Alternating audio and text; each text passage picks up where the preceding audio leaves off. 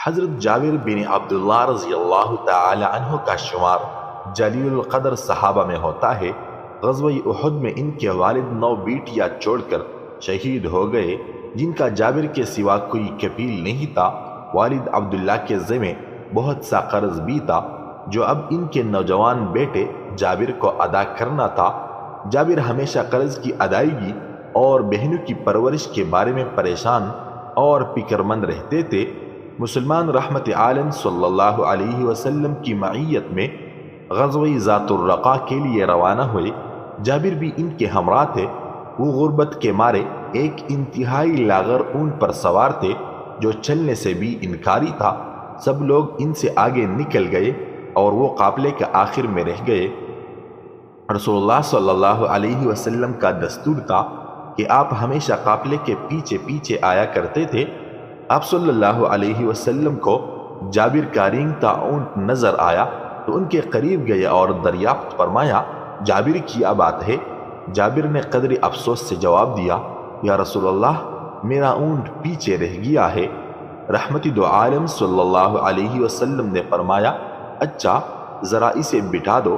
انہوں نے اونٹ بٹھا دیا۔ نبی کریم صلی اللہ علیہ وسلم نے بھی اپنی اونٹنی اس کے قریب بٹھا دی۔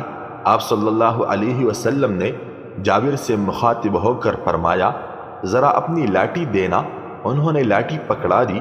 آپ نے لاٹھی سے اونٹ کو چند ہلکی ضربیں لگائی۔ اونٹ جو ابھی تھوڑی دیر پہلے چلنے سے عاری تھا، اچھل کر کھڑا ہوا اور بھاگنے لگا۔ اس کے انگ انگ میں چست کی لہر دوڑ گئی۔ جابر بھاگ کر اس کی گردن سے لٹکے اور سوار ہو گئے۔ اب وہ رحمت عالم صلی اللہ علیہ وسلم کے ساتھ ساتھ چلنے لگے اور خوشی سے پھولے نہیں سماتے تھے کہ ان کا کمزور اور بے فائدہ اونٹ پہلے کی طرح تیز رفتار ہو گیا ہے۔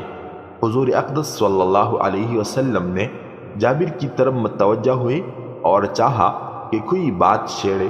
جابر انفان شباب میں تھے اور جوانی کے تفکرات عموماً شادی اور معاش کے گرد گھومتے ہیں، تو آپ صلی اللہ علیہ وسلم نے یہی سے گفتگو کا آغاز کیا اور پوچھا، جابر شادی کر لی ہے؟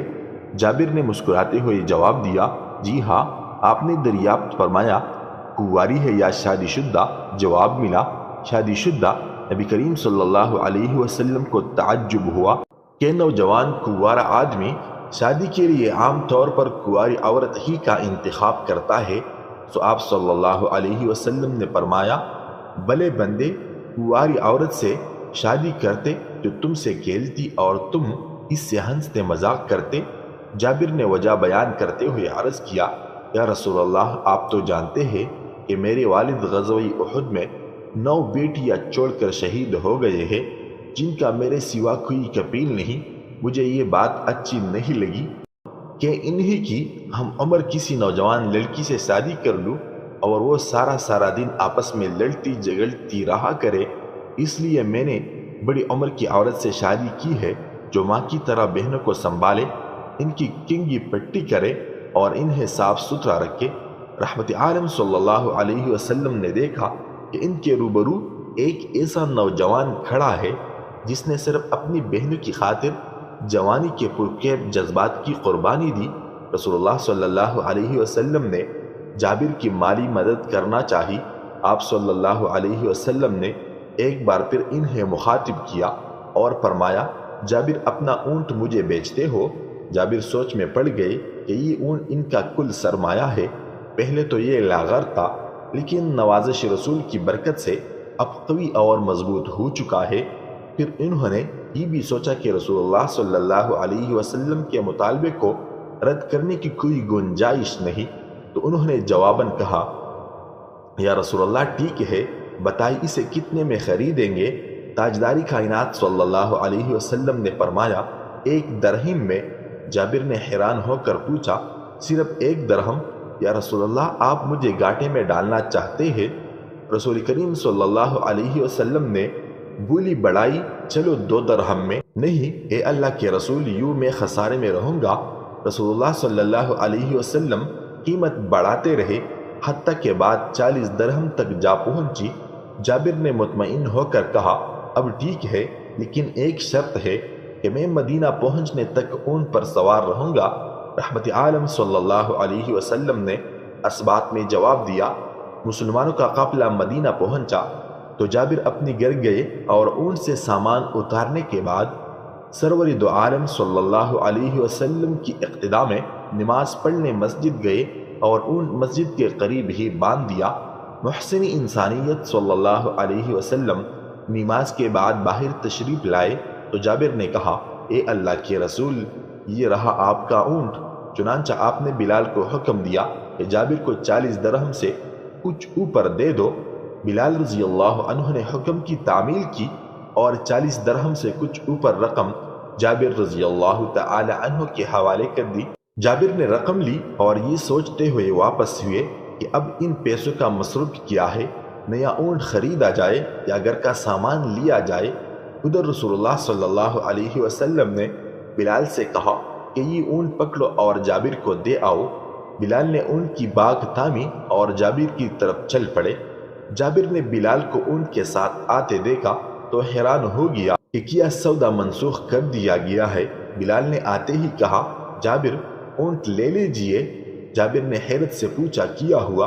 کہا، رسول اللہ صلی اللہ علیہ وسلم نے مجھے حکم دیا ہے کہ اونٹ آپ کو دے آؤں اور اس کی قیمت بھی آپ اپنے پاس رکھیے۔ یہ سن کر جابر رسول اللہ صلی اللہ علیہ وسلم کی خدمت میں حاضر ہوئے اور پوچھا کہ کیا مسئلہ ہے کہ آپ کو اونٹ ضرورت نہیں؟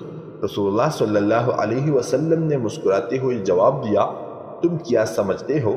میں نے تم سے باؤتاؤ اس لیے کیا تھا کہ تمہارا اونٹ حاصل کر لوں، یعنی میں نے تم سے باؤتاؤ اس لیے نہیں کیا کہ وہ مجھے مل جائے، بلکہ میں اندازہ کرنا چاہتا تھا کہ تمہاری مدد کے لیے کتنی رقم دے سکتا ہوں۔ نوجوانان ملت ذرا سوچے کہ یہ کتنے بلند اخلاق ہونے کی علامت ہے۔ تاجدار کائنات صلی اللہ علیہ وسلم نے نوجوان کی من پسند موضوع پر بات کا آغاز کیا اور جب اس پر صدقہ کرنا چاہا تو اسے ادب اور لطاف کی خوشنما غلاف میں پیش کیا۔ جب لالچ کے بازار عام ہو جائے تو رشتوں کے شہر ویران ہو جایا کرتے ہیں۔ بلا شبہ رشتے خون کے ہو یا دوستی کے، خوش رہنے والے لوگوں کی چند عادات ہوتی ہے۔ وہ کم بولتے ہیں، دکھاوا نہیں کرتے، کچھ نیا سیکھتے ہیں، دوسروں کی ہمیشہ مدد کرتے ہیں، فضول چیزوں اور باتوں کو اگنور کرتے رہتے ہیں۔ خدا پیار بھی سب کو دیتا ہے، دل بھی سب کو دیتا ہے، دل میں بسنے والے سب کو دیتا ہے، لیکن دل کو سمجھنے والا نصیب والوں کو ملا کرتا ہے۔ اپنا فیصلہ کرنے سے پہلے ہمیشہ سنجیدہ مزاج سے سوچے، کیونکہ چیزیں ہمیشہ ویسی نہیں ہوتی جیسے وہ نظر آتی ہے۔ ہڈیوں پر گوشت چڑھانے اور جسم کو بھرپور طاقت دینے کے لیے 3 چیزیں کھایا کرو۔ اول، روز 5 کیلے کھائے۔ دوم، کیلے کے اوپر دودھ پیا کرو۔ سوم، چاول زیادہ کھائے۔